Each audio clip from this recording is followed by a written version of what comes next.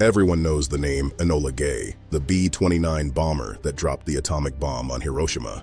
Almost no one knows the names of the other two planes that flew with her. One of them flew straight through the mushroom cloud, on purpose, and the crew didn't know if they would come out the other side. The Hiroshima mission was not one plane, it was three. Enola Gay carrying the bomb, the great artiste carrying scientific instruments, and a third plane named Necessary Evil carrying cameras. The men inside Necessary Evil had a job: get close enough to film the explosion. The mission was clear: get the shot, and whatever you do, don't get vaporized. At 8:15 a.m. local time, the bomb fell. 43 seconds later, it detonated about 600 meters above the city. The flash was brighter than the sun. The shockwave hit the Enola Gay so hard pilot Paul Tibbets thought they'd been hit by flak. The plane jumped, equipment crashed, they turned hard for Tinian. Now imagine you're Captain George Marquardt, flying the great artiste. You drop your sensors by parachute. They measure radiation, blast pressure, temperature. But Necessary Evil, flown by Captain Charles McKnight, has the worst job.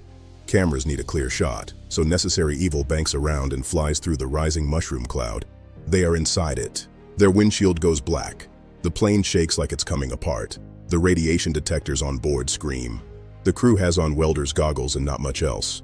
They have maybe 2 minutes inside the cloud. They emerge. The plane is intact. The film canisters are intact. Every crew member survives the flight. And then, quietly, the Air Force never publishes most of what they saw. The footage exists. It sits classified for years.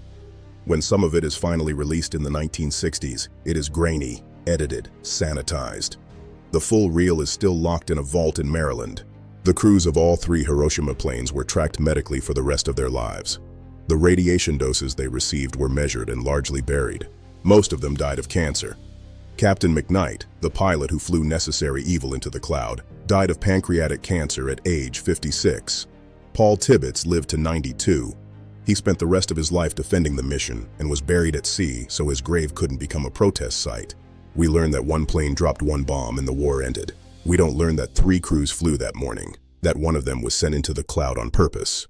The men who watched the world change had to do it through smoked glass. The footage they brought home is the most consequential 30 seconds of film ever shot. If your education skipped the texture of history, this channel is your second chance. Subscribe. Next episode: the man who sold the Eiffel Tower twice.